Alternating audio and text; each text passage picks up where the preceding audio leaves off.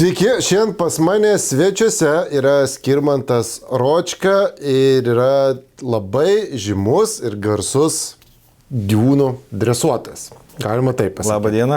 Labą dieną, Skirmantai, ir turiu tokius skaičius. Nežinau, kiek yra teisingi, taisyk, jeigu ką. 743 dresuoti gyvūnai. Čia minimum planas. Čia minimum planas. Dauginam. 1030 mokymo valandų. Trigubint galima. Trigubinam. 31 metų patirtis. Dar galim dadėti. Dar dadedam ir 86 egzaminui paruošti gyvūnai. Tai jau dabar dar galima dadėti. Dar dadedam.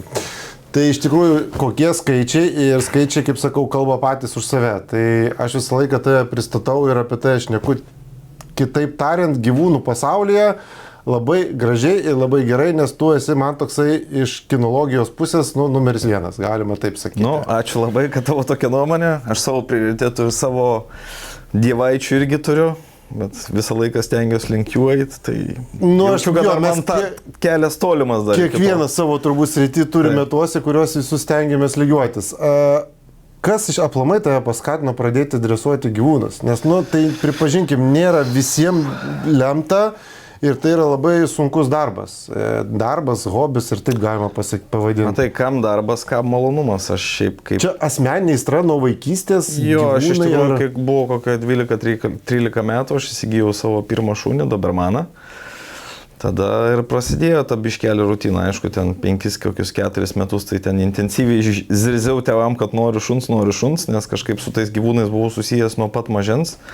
Mano senelis amžinatelis, tai turėjo ir karvių, ir arklių, ir trušius laikė, visą laiką šuo būdavo. Tai su tuo šuniu ten mano senelis daug iš tikrųjų pavyzdžių yra davęs, man būdavo ten turėjo kažkada tai tą vokiečių bokserį, tai seniau būdavo tokia išskirtinesnė veislė tokia. Tai būdavo jisai išsidresavęs, ten kibirus jam nešiodavo su vandeniu ir panašiai ten būdavo. Tai man buvo galbūt... Ūkininkas šuo. Toks rimtas žmogaus padėjėjas buvo. Ir gal kažkaip vis man to trūko, kai mes išsikraustėm ten kitur gyventi ir visą laiką kažkaip to jokio gyvūno neturėjau. Ir po to atsirado tas mano Dobermanas, tada... Bet pirmas šuo Dobermanas, tokia rimta veislė. Taip jau buvo, nieko negaliu. Eina savo, jo. Ir po to prasidėjo su juo dresūra, ėjau į dresūrą, ten ėjau kokius 2-3 metus gal. Bet tai kelių metų tu pradėjai į dresūrą? Nuo kokių 13-12 metų. Jau, nuo 13 metų dresūrą.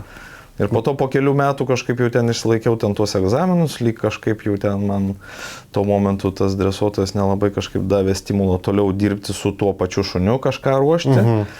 Ir kažkaip ateidavo vis nauji žmonės į tą dresūrą, o aš vis sėdėdavau ir viskas. Ir ten mes jau buvom tokia kaip bendruomenė susikūrę, ten visi jau draugai jau tiek 2-3 metai, kiekvieną savaitę ten 2-3 kartai susitinkam. Ir mes būdavo tarpusavį padirbam. Tai po to ateidavo nauji, tai vis kažkaip matai, kad jiem ten sunku ar dar kažką, tai vis duodi patarimą, vieną kitą, trečią, penktą, kažkaip, ir mane tai užvedė. Jau daugiau pradėjai mokėti ir galėjau kitiem patarti. Jo, ir kažkaip mane tai užvedė ir po to vėl aš po to su kitu dresuotoju dar padirbau, ten daugiau pasigilinau žinias, taip toliau, kažkaip prasidėjo visas tas dalykas. Ir man iš tikrųjų tas bendravimas su šuniu, tas padėjimas žmogui, susibendrauti su tuo pačiu šuniu, mane tai vežė. Ir tai darbas, kuris, ta prasme, toksai, jis neturi pastovumo niekada. Nes šuo kiekvienas visiškai skirtingo charakterio, visiškai skirtingos problemos. Žmonės turi visiškai skirtingų problemų su šunimis, kur atrodo vienam žmogui čia nekeltų. Abi pusės absoliučiai viskas skirtinga būna. Ir visas toks grinai randomas ir tu stengiasi kažkaip tai pasižiūrėti, išlaviruoti ir subalansuoti jiem tą gyvenimą. Turėtų labai daug patirties su įvairių veislių gyvūnam, nuo mažesnių, nes aš būna irgi klientams sakau, aš visą laiką dar būna ir tavęs kartais paklausti, nes ateina tai su špicu, tai su šiba ir aš suprantu, kad vokiečių viganį ar ten belgo viganį vis tiek yra lengviau išdresuoti negu... Ne visada. Irgi ne visada. Ne visada, netgi kartais špicai geriau išmoksta nei vokiečio viganį ir geriau tas pačias komandas vykdo nei vokiečio viganį. Su kokiom veislėm yra, pavyzdžiui, didžiausias skaitos iššūkis? Ar čia iš viso veislė, ar čia šeimininkas dar šitoje vietoje irgi dalyvauja? Čia yra tokių labai daug faktorių susijęs su visu tuo. Kaip, kas, kur, kaip, ką. Kad konkrečiai viena veislė, kuri būtų išskirtinai tokia, kuri yra lengvai dresuojama, tokios nėra. Yra šunų charakteriai, gal tipažai šunų, kur lengviau dresuojasi. Bet kiekviena veislė turi savo ypatumus, kažkiek tai turi pažinoti veislės, kažkiek turi skirti dėmesio į tai, kad tas šuo elgesi dėl to, kad tai jam genetiškai yra įdėta ir laviruoti daugiau aplink tą pusę ar aną pusę ir visa tai susiję. Bet pagrindas, aš nelabai skiriu, kiek daug yra šunų vienos veislės, kurie būtent labai gerai pasiduotų dresūrai būtent iš tos pusės. Galbūt sakyčiau, kad jeigu genetiškai šuo buvo veistas, tarkim, kaip aš pats veisiu darbinius vokiečių aviganius ir mano tikslas yra tų darbinių vokiečių aviganių kuo geresnės darbinės savybės, tai reiškia, kuo geriau patenkinti šeimininką, stengtis, turėti tam tikrą agresijos lygį, bet tam, kad tas turėtų... Čia galima genetiškai, ta prasme, eiti prie tobulumo, kad gyvūną būtų lengva išdresuoti? Nu taip. Jeigu, pavyzdžiui, vienas šuo turi labai įgimtą baimės jausmą. Jis eina mieste ir jisai nesijaučia gerai, jis tiesiog bijo tiek, kad jį surakina netgi. Ir jeigu tas, tarkim, kalė, tarkim, tokia turės šuniukų, tai praktiškai genetiškai ta informacija labai daug persiduoda šuniukam. Tai to pasiekoje tu, kai turi vieną bailų šunį, tu genetiškai perduodi dar šuniukam visą tą. Bet tai, kai veisia, ne visi apie tai pagalvoja ir ne visi į tai kreipia dėmesį. Aš skaitau, kad mano, pavyzdžiui, darbas, aš maksimaliai kiek galiu iš savo pusės stengiuosi genetiškai išveisti tos šuniukus, kurie turėtų tą tokį pasitikėjimo lygį, kurie turėtų norą patenkinti šeimininko, kurie turėtų norą darbui. Bet jeigu tu esi paprastas žmogus, kuris nenori vykdyti aktyvaus gyvenimo, tas šuo tikrai ne tau. Jis netinka tau. Jeigu tu nori ramaus, kuris ateitų, tave pasitiktų, būtų, gulėtų ramiai, pasidžiaugtų, truputį kamuoliuką pamėtyti ir jis vėl ramus, tai tas charakteris netinka absoliučiai. Jeigu žmogus yra aktyvus, jis nori kažką veikti, daryti užduotis, tarkim, mūsų veisimo tie darbiniai vokiečių aviganiai, tai policija, pasienis ir panašiai, nes jie gimė tam, kad jie dirbti turėtų. Nu, nes jam reikalingas darbas. Taip, kai jisai turi darbą, jisai yra visiškai, absoliutiškai laimingas šuo. Bet čia, nepaisant nuo veislės, aš skaitau, kad čia kiekvienai veisliai tikslas gyvenime turi būti. Jeigu šuo neturi tikslo gyvenime, jis labai liūdnas. Čia kaip žmogus turi kažkokį savo užsibrėžtus tikslus, taip ir šunis, ar neturi? Taip, bet tuos tikslus mes galim jam nustatyti, užbrėžti, parodyti, kad yra kažkoks kitos gyvenimas, nes dažniausiai, kai šuo neturi tikslo gyvenime... Pavalgyti tikslas būna. Nu, tai tik pavalgyti ir po to daryti, kas jam atrodo teisinga. O dažniausiai tai prasilenkia su žmonių logika, kas jam yra teisinga. Lotant žmonių praeinančių, mašinų važiuojančių, nėra kaip ir teisingai iš vienos pusės. Aš žinau, kiek va iš klientų girdžiu tokių istorijų, kur man kartais irgi sunku suvokti, kad šuo valdo žmogų, kaip pavyzdys, ir žmogus nieko negali padaryti. Pavyzdžiui, šuo bėgioja namuose loja. Vat ateina svečių kokių ar kažkas ir jisai visą laiką, pavyzdžiui, loja. Nu, ir vat kaip tokią situaciją sutvarkyti? Bet šuns įsitikinimu tai yra pats geriausias dalykas, kai ateina kitas svetimas žmogus ir jisai gali loti, jisai save realizuoja.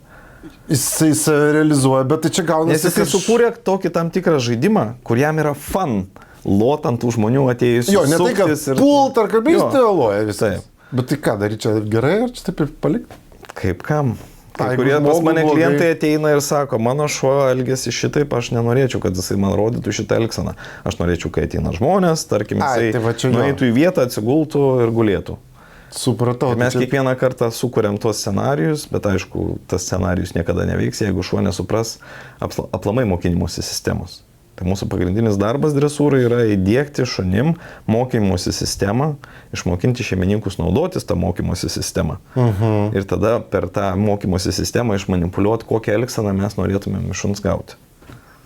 Tai čia tokį aukso viduriuką reikia rasti tarp žmogaus ir... Aš kaip sakau, kiekvienam savo klientui, kuris ateina pas mane į dresūrą, aš esu turinys, jūs istoriją savo gyvenimo galite pasirašyti. Aš jūs išmokinu absoliučiai viso basiko, pagrindinės komandas, kaip mes iki jų daeinam, ką mes darom. Kol šuo išmoksta pagrindinės komandas, dažniausiai šeimininkai jau perpranta sistemą, kaip reiktų viską tai daryti. Bet nuo kokio amžiaus, pavyzdžiui, rekomenduoju iš viso pradėti gyvūnus dresuoti? Nes turbūt daugelis ateina tada, kada jau yra problemos, o ne tada, kada... Nuo pirmos dienos, kai jisai atvyko pas jūs į namus. Tada ir prasideda jau jo dresūra. Šiaip normaliai šuniukus pagal kada visus įstatymus ir įstatus ir visus tos reikalavimus yra 2 mėnesių šuniukas gali tik palikti veisėjo namus. Tai 2 mėnesių jisai atvyksta pas tavį namus ir nuo tos pirmos dienos jau prasideda dresūra. Kai ten visi sako, reikia Jo, palaukti. kad 4 mėnesių, 6. Aš skaitau, kad tai yra visiškai nesąmonė, nes per tą laiką, per tuos 3-4 mėnesius jau šuo formuojasi savo įpročius ir jie geri ar blogi, čia reikia spręsti šeimininkam. Kiekvienas susiformuoja savo pasaulėžiūrą. Vienas šuo puikiai elgesi, aišku, kai pupikas labai jam patogu, gerai, iki 4-5 mėnesių pupikai daugiau miega negu būna aktyvus. Jeigu būna aktyvus, tai jie tenais juos nuvargina ir jie vėl miega. Todėl pas mane dažniausiai klientai atvažiuoja nuo 5, 6, 7 ir 8 mėnesių. Būna, aišku, daug ir vyresnių, bet pagrindas yra nuo 7. Todėl, kad jie jau nebe pupikai, jie jau turi pakankamai daug jėgos. Jeigu pupikas buvo ten, tarkim, 5 kg, jisai tavęs nelabai ten patempė, bet tu jam leidai tempti ir tu su juo vaikščiai tuos 3 mėnesius ir kiekvieną mėnesį stiprėja, tai jau jisai 7 mėnesių sveria 20 kg ir tu jau jisai tave tempia ir tai jau tau problema. Nors iš esmės tu galėjai tai jau ruošti ir rodyti šuniui, kad nėra ko tempti pavadžiui jau nuo 2 mėnesių. Taip, kad jie netampytų ir klausytų. Nes tu jau nuo pat mažens įformuoji labai stiprų įdirbį į ateitį. Nuo 2 mėnesių, kai pradedi dresūrą, praktiškai šuo visam gyvenimui formuojasi tam tikrus dalykus. Nuo pat mažens, čia kaip vaikus. Klausimas mano irgi toksai buvo, čia pagrindai iš mano realiai gyvenimo, kaip yra su tais gyvūnais, kurie eina į grožį sritį, nes tai vis tiek, aš kalbu apie genleriavimas. Parodas. Jo, į parodas. Tai su šitais turbūt sudėtinga, nes jie tenais mokosi visiškai kitaip. Aš, pavyzdžiui, su savo šuniu irgi praėjome tas parodas, praėjom, sakykime, pamatėm ir užtenka mums tenais ir viskas. Bet persilaužimas, nes ten mokomasi visai kitų pagrindų. Ta prasme, tai ar čia ten net ne dresūra, ten būni gražus, eini ratu ir čia šitie dalykai iš viso susijungiantis yra, ar atskirai jie daromi, nes ten yra visai kiti dalykai? Mano požiūriu, tai yra truputį visiškai skirtingas dalykas, kas yra dresūra. Realiai handlingas, tai pats pagrindas to handlingo, tai parodyti ir kuo gražiau ir kuo aiškiau išreikšti šuns eksterjerą. Ten niekas nevertina tavo nei darbinių savybių, nei charakterių, nei nieko. Žiūri, ar yra dantis, žiūri, koks kailis, kaip sudėti kaulo anatomiją, kokie kampai ir panašiai. Bet tapalmai sujungiami šitie dalykai. Taip, ta prasme, jeigu nori, kad gražiai šuo pasirodytų ringe, reikia tos tom dirbti, ta prasme, nes reikia ir išmokinti ir stovėti gražiai, nejudėti ir parodyti dantis, ir nebijoti, ir nekasti, pavyzdžiui, teisėjų, kai jisai ateina. Ir klausyti handlerio, ir nereaguoti į kitus šunis, tai, sakau, kažkiek susiję, bet tai yra visiškai skirtingai, nes tas elgsenas mes galim, tą handlingą aš skaitau, jeigu tu turi gerus pagrindus, tas handlingas nėra sunkus. Tai yra tiesiog elgsena, kurią tu užfiksuoji šunį ir šuo tada... Nebijoti tos nereaguoti dirgiklius dar. Taip, ir jisai tiesiog pilną koncentraciją duoda į tave, tada išmokta komanda sėdėti, stovėti ir panašiai. Tai kaip ir susiję, galima viską daryti, jie nesikerta dažniausiai tarpusavyje. Šibos dresuojamas? Visi šunys dresuojami. Tik tais klausimas, kiek šeimininkas kiekvieną kartą turi kantrybės. Laiko turėti. Kaip greitai išmoks anykščių šilelį. Anykščių šilelį reikia išmokti. Tu išmokti gali per valandą, per 2. Kitam žmogui užtruks mėnesį. Bet vis tiek sunku, jeigu šuniui, pavyzdžiui, yra 7 metai, su 2 mėnesių, to 3 mėnesių šuniukų daug lengviau yra susidirbti. Taip, nes tu susidėlioji iš karto visus pagrindus. Jo, čia turbūt kaip... O kai tu turi 6 metų šunį, kas pas mane dažnai būna, pas mane buvo net 8 metų šuo su labai dideliu nepasitikėjimu žmonėm, aplinkai. Mes padirbom su juo, man atrodo, 1,5 metų, jisai sugebėjo išlaikyti bendro paklusnumo egzaminą, kur yra ištestuojama jo paklusnumas, reakcija į žmonės, į kitus gyvūnus ir panašiai. Tai tokio labai vėlyvaus laiko, kada tu gali pradėti šunį dresuoti, nėra. Svarbu pradėti, bet kiek laiko užtruks, tai individualiai priklauso nuo pačio šeimininko, kaip jisai sugebės adaptuoti visas tas taisyklės ir viską tam šuniui. Ir nuo pačio šuns, kaip jisai reaguosi tas taisyklės ir kaip jisai norės tas taisyklės priimti savo kaip tiesą. Yra toksai pasakymas, kad žinau, kad užsienį, nežinau, Lietuvoje tikrai dar taip nėra primtina, pavyzdžiui, žmogus augina gyvūną ir tas gyvūnas augina, nežinau, kaip pasidarė agresyvus. Jis ten puola visus namiškius, jie skambina, tarkim, mums dažniausiai, nori užmigdyti. Tai nežinau, iš kažkur susigalvojęs aš tokį dalyką, bet aš visą laiką sakau, kad, žinai, reikia kreiptis į specialistus, pirmą, kad jūsų gyvūnai vertintų, bandytų išdresuoti, nu, kad būtų iš esmės idealu, kad tas būtų teisiškai, kad, tarkim, sugalvojau gyvūną eutanazuoti, tai dabar man reikia, kad įvertintų mano gyvūną 3 kinologai, 2 veterinarai ir tada, jeigu jau tikrai visi pasakys, kad jisai yra kritinis pavojingas visiems, tada galbūt priimtas sprendimas, bet jeigu nors vienas sakys, kad duokit man jį palauk, galiu išdresuoti. Nu, šitos įstatyminės bazės man atrodo ir net neturim. Nėra visiškai. Neturim ir šiaip šeimininkas gali daryti su šuniu šiaip ką nori. Aš tikrai ne vieną, ne 2 ir ne 3 ištraukiau iš tos adatos patalo. Tai va, aš ir siuntęs ir pas tavę siuntęs ne kartą. Kad... Buvo tikrai kritinių atvejų labai daug visokių, bet sutinkam darbų, sutinkam dresūrą. Jo, bet žmogus turi norėti, faktas. Taip. Žmogus turi irgi norėti keistis. Būna tokių labai keistų pageidavimų, kaip pavyzdžiui, aš noriu paleisti šunį į kiemą, pas mane yra daug dirbtinių visokių brangių augaliukų, bet aš nenoriu, kad jisai nieko man numyštų. Tu kaip čia išdresuoji tokį dalyką? Tai ir esmė, kad tu neišdresuoji. Tu gali kontroliuoti kaip šeimininkas visą šitą dalyką. Jeigu ten nenori, kad tavo gyvūnas augaliukus ten numyštų ar dar kažką, tu privalai jį vedžioti. Nu, taip. Bet kai kurių... O kad nekramtytų namuose, kampų sienų baldų? Duoti reikia veiklos. Gaus fizinio krūvio nekramtys? Iš esmės, va, tas fizinis krūvis ne visada pasiteisina. Iš esmės, prie fizinio krūvio šuo pripranta. Tai jeigu tu pripratinai pakankamai užsiemi daug fizinio veiklos duodi šuniui, jisai praėjo 10 km, pamiegojo pusę valandos ir jis dar 10 km gali eiti. Tai tu realiai išloši tik pusę valandos, jeigu gerai su šuniu dirbi, fiziškai. Realiai, jeigu, kaip aš ir kiekvienam savo klientui sakau, kas labiau pavargsta? Statybininkas ar buhalterė? Kaip tu pats manai? Kuris labiau, taip manau, kad buhalterė labiau. Exactly. Bet buhalterė nieko fiziškai nedirba. Jis dirba vien tik tai protinį darbą. Tai aš sakau, auksinio šuns taisyklė yra, kai tu sukombinuoji ir fizinę iškrovą, ir protinę iškrovą. Ir tada turi auksinį šunį. Nes jeigu tu darysi tik vieną sritį, tai kažkur kažkas gali biškai prasilenkti. Pagalvoti reikia žaidimų kažkokių. Taip, ir būtent tokie intelektualūs tie žaidimai ir tos užduotis intelektualius labiausiai išvargina šunį. Pas mus kartais ateina į dresūrą šuo, jam yra užduotis nuo taško A nueiti iki taško B ir jisai per 2 minutės pavargsta tiek, kad jisai beveik parą laiko miega. O kokį žaidimą vieną turi, pavyzdžiui, namuose, ką galima, kaip sugalvoti?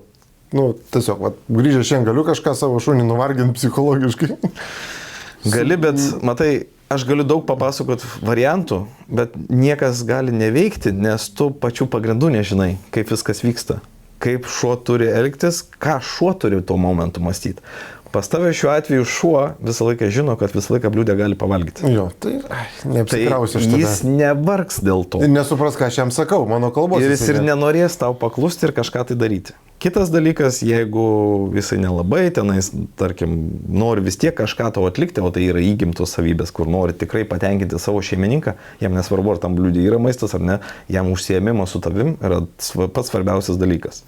Tai tie šunys gal ir greičiau mokinasi, bet dažniausiai visi šunys yra dideli savanaudžiai. Jie žiūri tik tais į savo pusę, ką man eiti atlikinėti darbą, jeigu aš turiu sąskaitoje daug pinigų. Nu. Ir jie niekada nesibaigia.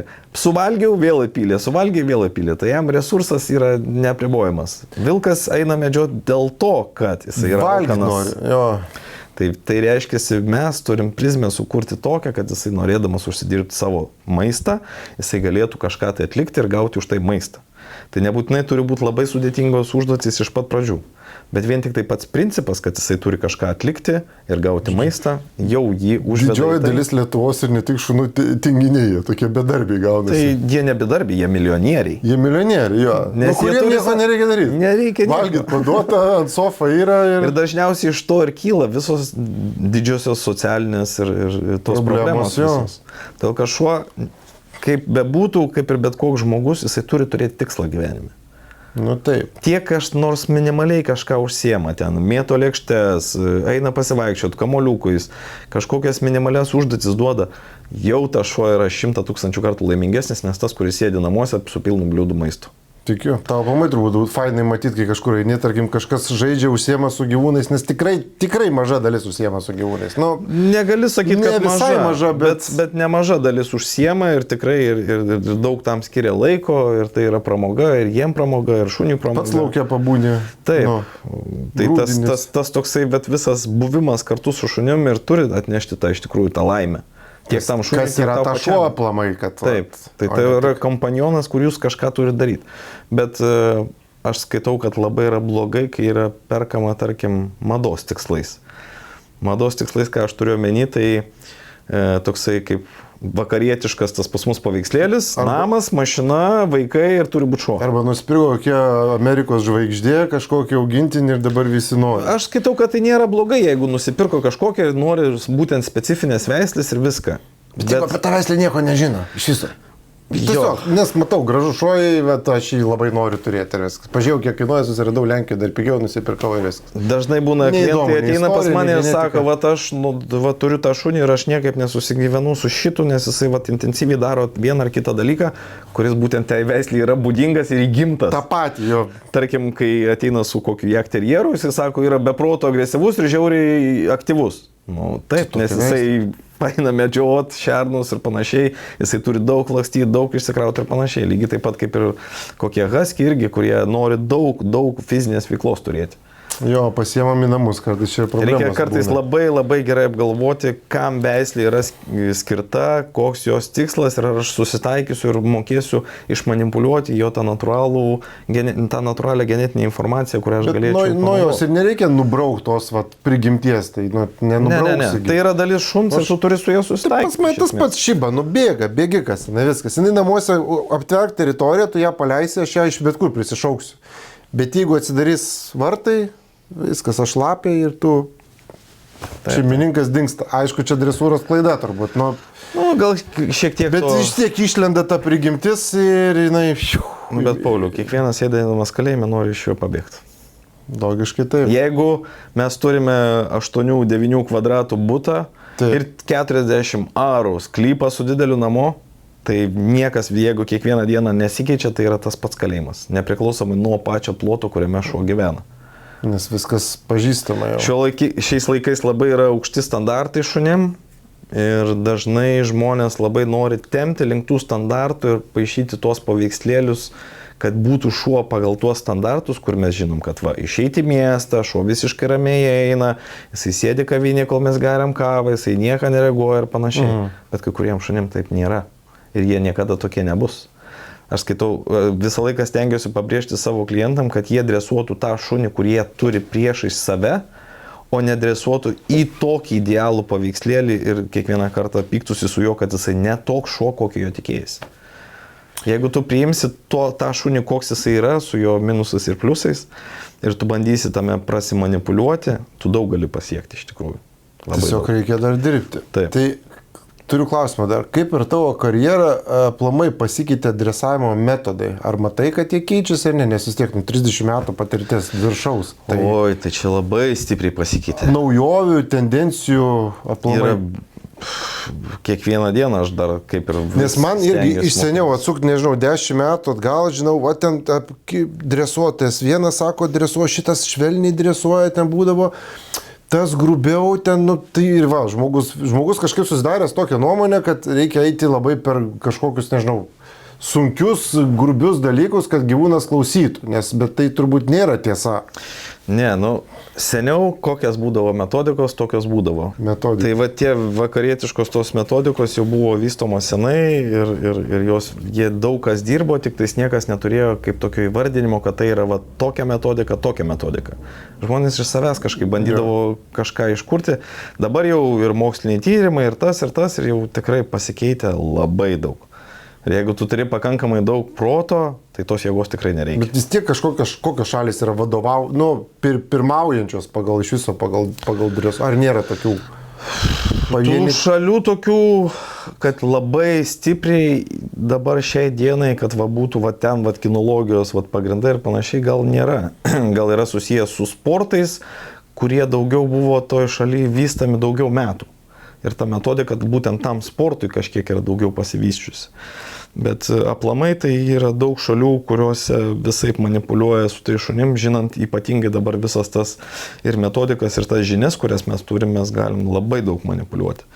Tarkim, pas mane metodika yra tam tikra, bet aš niekada neatsisakau vienos, kitos, trečios ir penktos metodikos elementų. Apjungi visas? Jo, apjunginėjai tai, kad kurią tu metodiką dirbi, tai sava. Nu, neįsigasta žmogus, o Jėzus sako, čia taip, kaip ten, ar patem šniuriuką reikia šunį dar.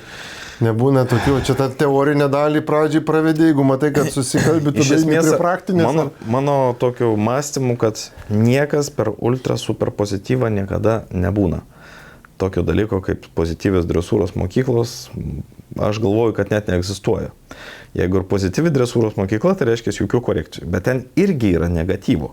Jeigu mes gilinsimės į visas savokas ir viską. Nes kai šuo vedamas yra palei kasnelį, užkeliamas kasnelis į viršų, jeigu šuo atsisėda, jam yra kasnelis duodamas. Jeigu mes vedame kasnelį, užkeliame kasnelį į viršų, šuo neatsisėda, mes jau kasnelio jam neduodam. Tai yra negatyvas jau šuniui. Kiek ir kokio negatyvo, tai jau čia nuo kiekvieno dresuotojo ir nuo kiekvieno visų tų žmonių priklauso. Bet iš tos pusės, kad, pavyzdžiui, ten mušt gyvūnus, taigi... Oi, ne, tai čia jau bet čia būdavo, tikrai, anksčiau, sakau, 10 metų atgal atsuko ir kiek, tikrai aš esu girdėjęs, kad dresuoja, kažkas ten kažką ten muša ir bando per tokius dalykus išdresuoti. Visi... Bet čia net nedresūra turbūt, o čia... Jeigu dar yra tokios dresūros, tai laikas apsišviesti ir pasižiūrėti į platesnį pasaulį ir pasigilinti žinias galbūt į platesnės tas temas ir pasižiūrėti, gal tai visiškai netinka. Nes tada čia tik baimė gyvūnų, o ne... Nes iš esmės šuniui negatyvumas niekada neprivers jo daryti pratimo, jį privers tik tais išvengti negatyvios korekcijos. Tuo atveju, jeigu tu neturi, tarkim, pavadžio ir šuniui pasakei sėdėt, jisai pamatys, kad tu neturi pavadžio, neturi nieko ir jisai neatsisės ir stengsis kuo greičiau nuo tavęs pabėgti. Jis taip gali irgi sužaisti, kad mato. Žinoma, pavadys labai greitai įsimena šuo, ar tu turi pavadį ir neturi. Ir ypač per praktiką. Jeigu tu pasakei sėdėt, visą laiką duodavai, tarkim, korekciją ir tu pasakai sėdėt ir neduodi korekcijos ir aš nepaklausiau ir man nieko neatsitiko. Aha. Tai reiškia tas momentas, kai jisai supranta, kad nėra pavadžio. Bet tai kiek galvos, kad žmonės noriu sakyti, bet, prasme, kiek protingi gyvūnai, kaip pagalvoja, kaip jos... Šunys yra be proto protingi, yra be proto geri manipuliatoriai. Aš turėjau, praeitais metais mes dirbom su tokiu irgi iš prieglaudos paimtų šuniuku. Mes jį vadinom aktorius iš sudegusio teatro. Kodėl jisai taip vadindamas būdų? Ateina šeimininkas, jisai turi griežtesnį toną, jisai vyras, jisai pasako šuniui, šuo vykdo, jisai stengiasi, laimingas, eina ir daro. Su šeimininkė jisai išmoko ją manipuliuoti. Jisai atsisėda ir tą batoto katino akytės parodo, jisai tipo nusibaudžia ir šeimininkė sako, oi, kažkas jam negerai, jisai kažko nebuvo. Ir jisai labai greitai išmoko tom naudotis. Ir šeimininkė visiškai ignoruoja, o su šeimininku dirba kaip 2x2. Matai kaip, bet jis sako, šuo vieną šeimininką turi, tiesa, o čia kažkiek yra, ne? Kad, ta vienas daugiau dirba, kitas mažiau, ne? Pas mane kiekvieną kartą tas pats klausimas, ar mes turim vienas dirbti, ar dirbam dviese, ar kaip čia, kuris visą laiką dirbs, kuris ne visą laiką dirbs.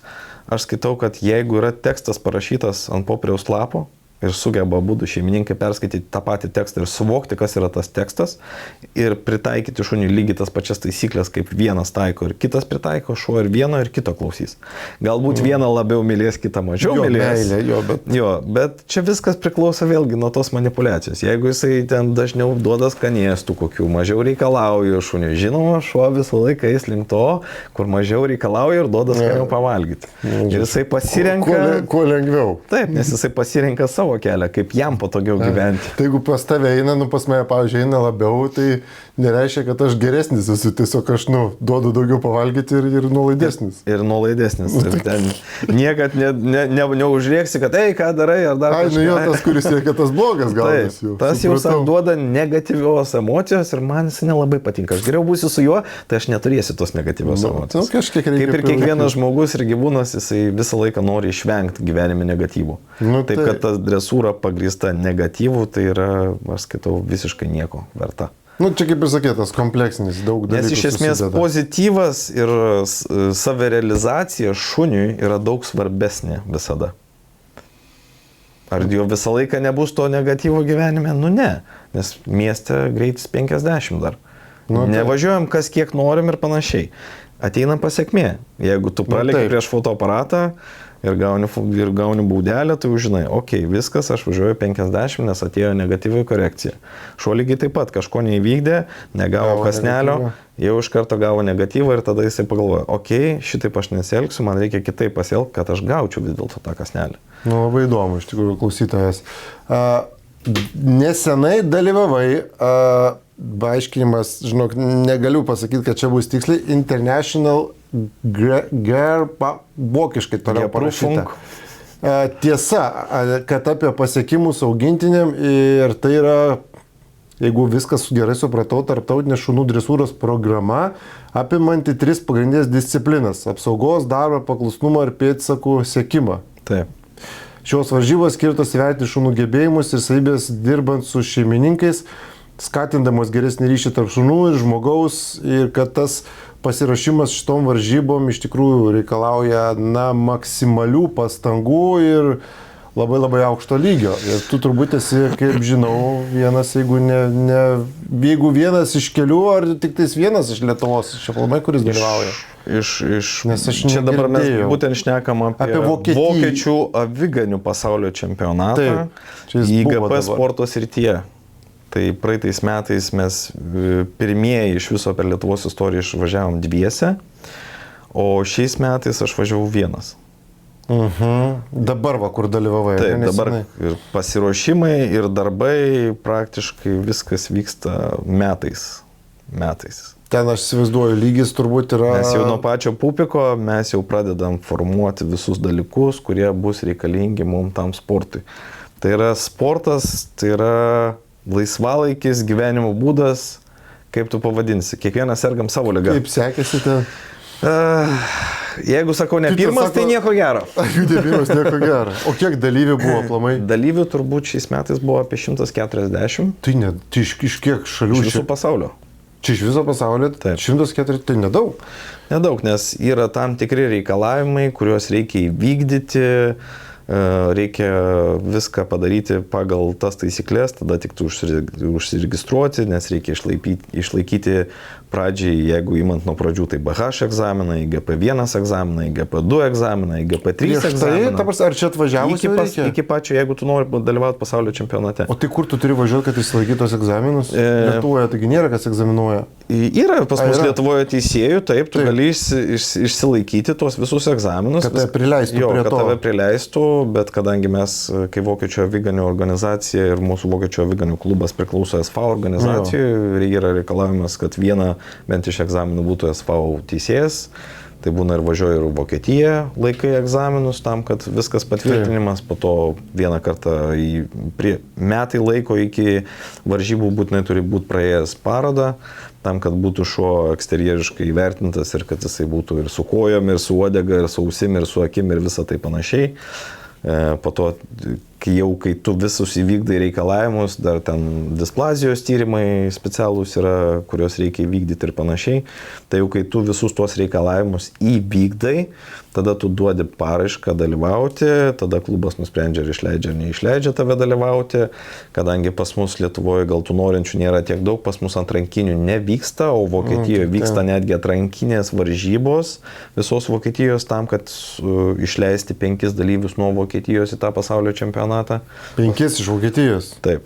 Tai ten vyksta iš esmės kiekvienas, ten dabar kiek tiksliai neatsimenu, bet tarkim, kad ten 19-20 regionų Vokietijos yra, tai kiekvienam regione vyksta varžybos, iš to regionų su tam tikrų balų skaičiumi išleidžiami tie žmonės, kurie surinko tą bendrą Vokietijos čempionatą ir iš to bendro Vokietijos čempionato yra išrenkami 5-6 šunys, kurie gali dalyvauti. Auksinis turbūt, tandemas turbūt ir taip, nes iš esmės čia nepaisant to, kaip parodoj, tai daugiau galbūt žaidžia pats šuo, tik tais tu reguliuoji, kaip jį pristatysi, o ten visiškai, absoliutiškai priklauso nuo tavęs ir šuns bendro santykio, kaip jūs dirbsit paklusnumą, kaip apsaugos fazėse jisai tavęs klausys, norės paklusti ir panašiai, kaip pėdose jūs susitarsit, kad jisai nueitų, atsektų tuos svetimus pėdsakus, nes tuos pėdsakus sudeda kažkoksai svetimas žmogus, yra išlaikymas valandą laiko ir po valandos laiko tu eini tais pėdsakais seki,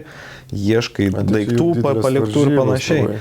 Tai labai didelės grandiozinės tos varžybos ir 2 metus iš eilės mes jau išvykom, vienais metais su vienu šuniu, kitais metais su sesė to pačio šuniu. Kaip sekėsi? Aš skaitau kaip... O tai vietas skirstosi kažkaip ar ne? Jo, skirstosi ten vyra vietos, jeigu tu visose disciplinose surinkai daugiau nei 70 balų, tau priklauso vieta. Tai kaip ir surinkau visose disciplinose, kaip ir egzaminas toksai pasaulio čempionate išlaikytas tiek buvo ir su vienu, tiek buvo ir su kitu, bet vis tiek yra visada tų daug niuansų ir tie niuansai karts nuo karto pakiša mum koją, bet kai aš skaitau, kad aš dar kol kas labai jaunas, kai ir mušuosi ir aiškinuosi su tais grandais, kurie jau metus ištisai važiuoja, tokios jau net legendos pasaulio čempionatuose. Ir tu su jais... Bet tai vis tiek geriau negu pirmais metais šiemet, ar... Balų atžvilgių geriau, vietos atžvilgių prašiau.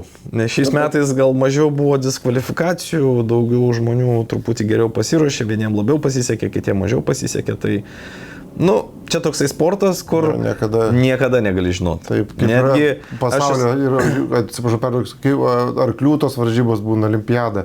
Žmogus treniruojasi ten 5 metus, ir tas arklys ar kažkas, ir paveda. Ir nieko nepadarysi. Nieko nepadarysi. Netgi pasaulio čempionai krenta pas mus, yra tai buvę, kad kažkada tai gal 2016, aš kai buvau pasaulio čempionate, atvažiavau, buvo praeitų metų čempionė amerikietė, tai jinai net įskaitos irgi nesurinko. Tai čia truputį toksai labai daug darbo ir truputį sėkmės. Jeigu tau pavyks labai gerai su paviršiumi, laikas, kaip susidėlios grafikas, kada tu eisi paklusnumą, apsaugą ir pėdsakus, kaip tas grafikas susidėlios. Taip įdomu. Toks iš tikrųjų gan labai fainas ir intensyvus sportas. Daug galima ką daryti, daug kur galima pačiam viską manipuliuoti. Bet kitose srityse, tarkim, apsaugos fazėse jau to būtinai reikia figuranto. Figurantas tai... Tai yra tas žmogus, kuris dirba su rankovė ir mokina kandimų, tu dirbi su šuniu savo, jisai dirba savo darbą kaip figurantas, kuris bus... Tai čia reikia visų komandos, čia neužtenka tik šunio. Taip, reikia gan nemažai žmonių, jeigu nori labai gerai pasiruošti, kad tave ištisai komentuotų, pasakytų, patartų, atkreiptų dėmesį į vienus ir kitus niuansus. Tai mes tikrai daug pas save komandoje daug dirbam ties tuo reikalu ir vienas kitą ir motyvuojam ir sakom, kitais metais gal bus dar geriau. Arba vėl, kaip ten sako. Vėlgi, čia viskas priklausys, ar norės išeiti, nenorės, ar bus šuo pasirengęs, ar bus tam tikros sąlygos ir panašiai, nes labai daug visokių dalykų, nes iš tikrųjų tu pasaulio čempionatą pradedi planuoti tada, kai baigėsi pasaulio čempionatas. Čia kaip su daugeliu varžybų. Taip, tai žiūrėsim, kaip susidėlios. Ar prisimeni kokį šunį, kuris dresavimo prasme įstrigo atmintyje? Dresavimo prasme? Apie tą špicus buvai užsiminęs, tai nežinau. Jo, tai špicai, jo, šiaip jie gerai. Išsidresuoja šiaip jie ar ne? Jo. Išsidresuoja? Turit špicas Skirmantui, skambinkit dresuoti. Aš skaitau, man kartais jie labiau patinka, nei koks vokiečio aviganis dar kartais, bet toks labiausiai turbūt į atmintį įstrigęs šuo, tai turbūt gal amerikiečių tokia kita. Didelis, didelė, kur visi sakė, kad absoliučiai šitą veislę nei dresuojama, nei paruošiama, galbūt dar šalia jo gretimais ir panašių laikų net eidavo ir azijatas. Ir jie taip fantastiškai viską darydavo. Aš kiekvieną kartą matai, kaip šuo dirba ir tavo širdis džiaugiasi tiesiog. Tos didelės, būtent jie tai jau... Jo, bet vėlgi, čia yra individualumas. Ir kiek šeimininkas stengiasi viską padaryti. Šakės, koks didelis, vis tiek tai nuo mažiuko... Ar didelis, ar mažas. Tas pats. Protas ir mąstymas beveik visų vienodas būna. Jiem reikia visiems tų pačių dalykų.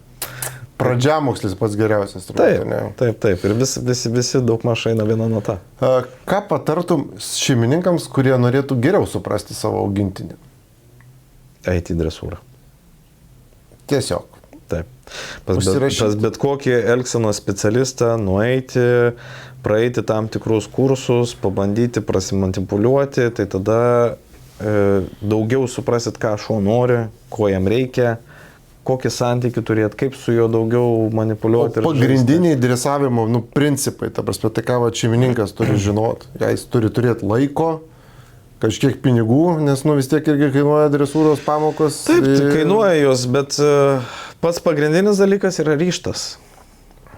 Nes suvokimas to šeimininko turbūt, kad šuo tai nėra kompiuteris, tu nesuinstaliuosi jam Windows'ų ten greitai. Bet tai gerai, pas mus iš seno yra įprasta dresuojamas vokiečių viganiai, belgų viganiai, o apie kitus kažkaip, tai tu rekomenduoji aplamai bet kokios veislės augintinį. Be abejo, tik tai tiek, kad galbūt gal tą tokį lygį negali pasiekti su tam tikrų... Čihuahua. Irgi dresuoja. Ir dresuoja. Kodėl ne? Jisai taigi turi maisto drive, jis nori dirbti, nori kažką atlikti, jisai turi turėti tikslą. Kai jisai turi tikslą, jam gyvenimas visas lengvesnis. Bet iš tikrųjų... Aš manau, kad tu dar irgi atsimeni, kai pas mus čia buvo tas šou, kur irgi kažkoks mažos veislės šuniukas visus šokius padarė, visą programą.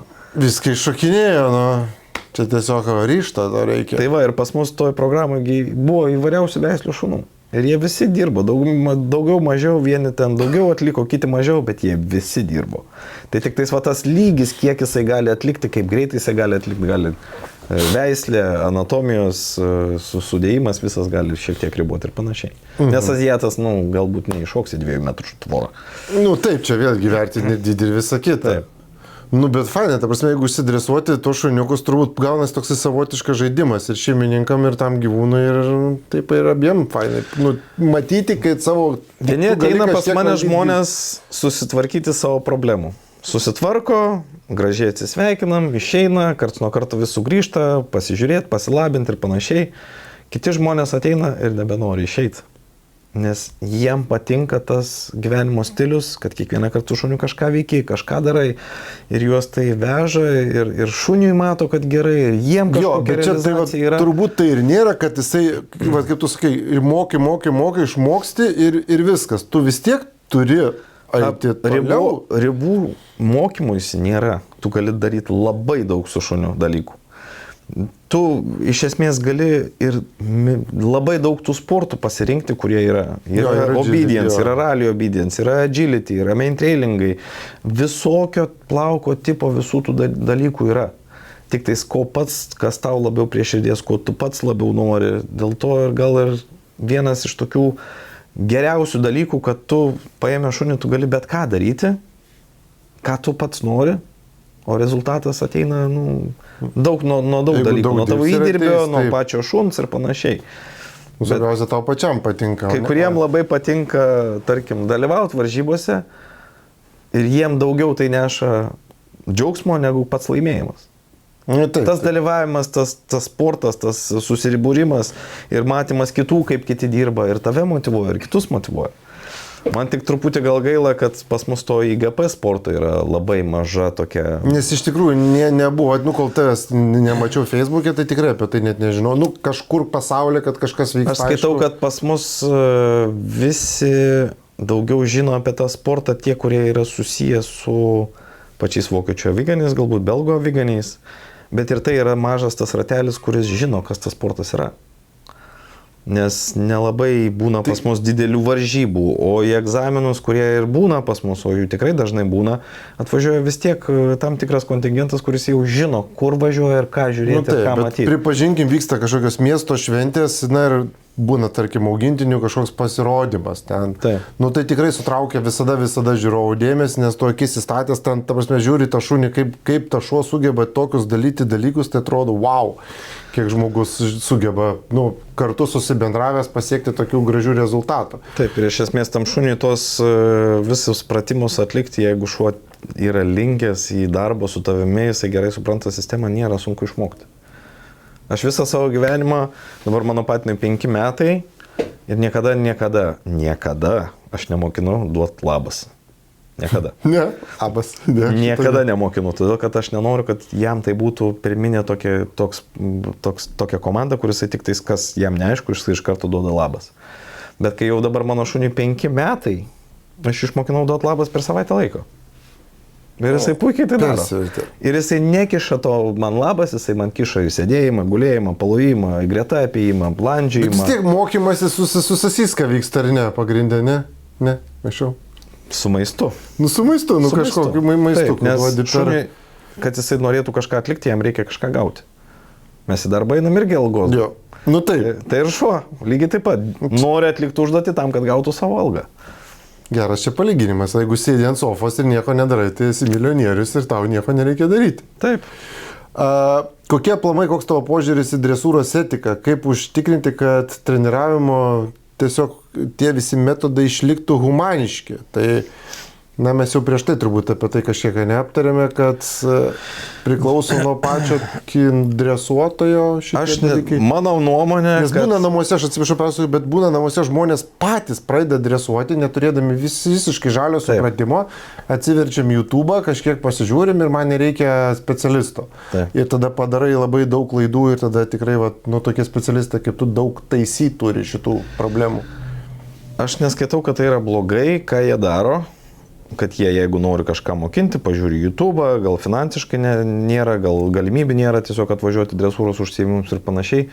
Jeigu jiem tai sekas ir jie tai daro sąžiningai šuns atžvilgiu, viskas yra valio.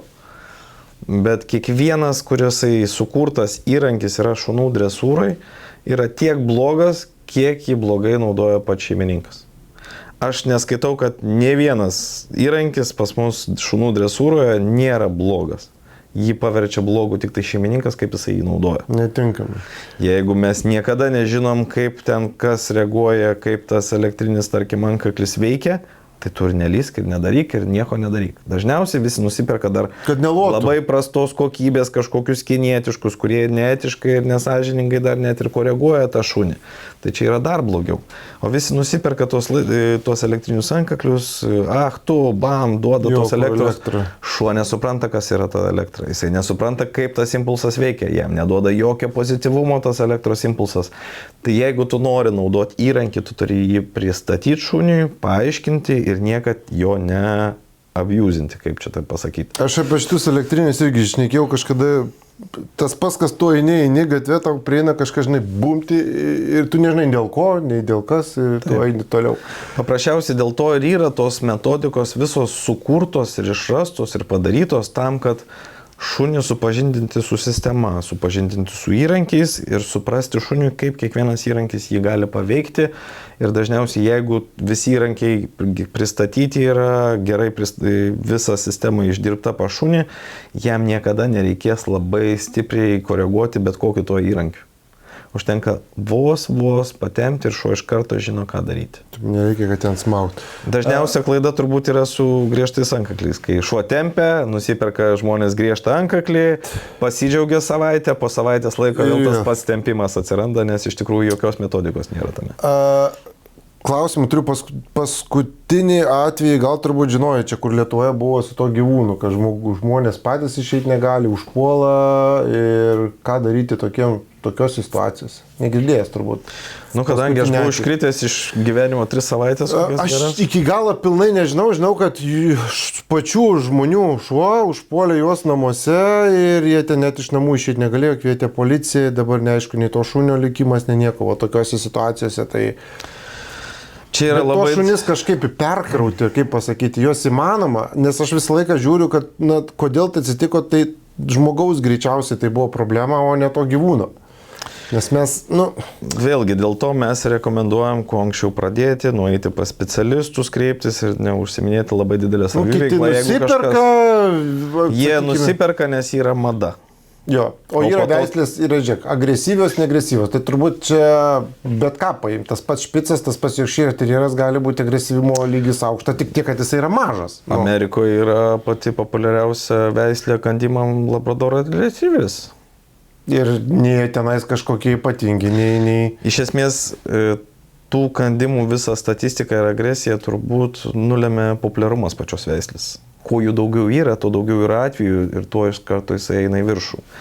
Arba šuo mažas ir tas įkandimas nebūna toks ryškus, kad apie jį kažkas niekas nerašo apie špicus, kad jie ten sukandžia žmonės, nes jie ten tik sprigta pokštį ir atsikabink nuo manęs ir viskas. Bet kai yra didesnis šuo, jau ten yra ir didesnės pasiekmes ir visa kita. Bet tai dažniausiai lemia tiesiog šuns savęs nerealizavimas, netinkamų taisyklių turėjimas namuose, netinkamai sureagavimas į šuns agresiją ant tavęs tam tikrų momentų. Bet tai yra vėlgi, šuo neturi ką veikti, jisai prisigalvoja, kad aš parusgiau, tu atsitraukiai. Okei, tai yra mano darbas, mano bliūdas ir tu neik prie manęs. O ypatingai dar turbūt alkoholis kažkaip. Alkoholis, narkotikai ir vaikai yra patys didžiausių fonautai šunim, nes jie keistai vaikšto, jie keistai kvepia ir jie neadekvačiai elgiasi. Tai jiem yra kodėl dažniausiai šunys reaguoja į tuos visus, todėl kad visa kūno chemija, judesiai, viskas keičiasi ir jisai negali, jeigu paprastas žmogų, kai normalus eina žmogus, jisai gali, pamato, kaip jisai eina pagal kūno kalbą, jisai nusprendžia, kad jisai praeis pro šoną ir jisai ignoruoja jį. O kai jisai svirduliuoja, priminant gal vaikšto, dar kažką burbuliuoja, tai tada jisai priema tai, kai grėsmė ir jisai gali arba gintis, arba bėgti. Paskutinis klausimas tau. Kokie tavo ateities planai su plieninė iltimi, tavo mokykla? Turi kažkokių vizijų, minčių į priekį? Čia kaip sakai, kaip šuniukas turi žinoti, žinai, tobulėti. Tai čia ir viduje. Turbūt varžybos tos sekančios. Varžybos. Kol galiu savo tai leisti, kol turiu sveikatos, man tas sportas yra toks, tikras sportas, kuriame aš gyvenu ir realizuoju save ir man tai patinka ir patinka tie visi rebusai, kur tai aš norėčiau ne tik pats sportuoti, aš norėčiau, kad ir mūsų klubiečiai kažkada išplauktų, ar kiti žmonės irgi nebūtinai iš mano klubo, kad visi plauktų. Ir... Kuo daugiau, kad būtų, tuo smagiau turbūt čia. Aš niekada neatsisakau padėti žmonėm, kurie turi problemų, bet jie nori eiti tą sportą ir daryti, tai čia... Visiaip kaip įmanoma kelti būtent šito sporto lygį, kad žmonės bent jau suprastų, kaip fainai yra būtent IGP sportas. Sportas yra viena, o aš rekomenduočiau, kad aplamai žmonės kuo daugiau kreiptųsi į kinologus. Skirmantas Ročka, plieninė iltis, galite susirasti Facebook'e, turbūt žmonės irgi gali parašyti žinutę. Kaip matot, galima adresuoti ne tik tais didelius šuniukus, galima adresuoti ir mažus augintis, ir juos net negalima, o jos iš tikrųjų yra būtina, pasirodo. Tai man tai labai smagu su tavim buvo pakalbėti, nes iš tikrųjų tikiuosi, kad didžioji dalis žmonių supras apie aplamai, kas tai yra ir kinologija, dresavimas, nes šitos informacijos labai trūksta. Ir mes įsigijam gyvūnus, apie juos nieko nežinodami ir norime iš jų to, ko mes nesuteikėm visų pirma patys jiem. Tai labai ačiū tau, kad atvažiavai. Ačiū, kad pakvietėt. Didžiausios tau sėkmės. O aš turiu dar tau vieną jau prizą turi mūsų, tai dar kitoks čia, kad nesušaltum. Ačiū labai. Beje, jūs visi, kurie irgi žiūrite šitą podcastą mūsų, galite pakomentuoti, mes išrinksim patį fainiausią, unikaliausią komentarą ir padovanosime jums kepurėlę. Nepamirškite paspausti subscribe ir like, o parašyti Skirmantu, kaip ir minėjau, galite per Facebooką, nes tikrai žmogus yra superinis, apie gyvūnus suprantantis viską. Tai jeigu turite problemų su savo šuniuku, drąsiai Skirmantas Ročka ir tikrai jums padės. Ačiū ir iki sekančio.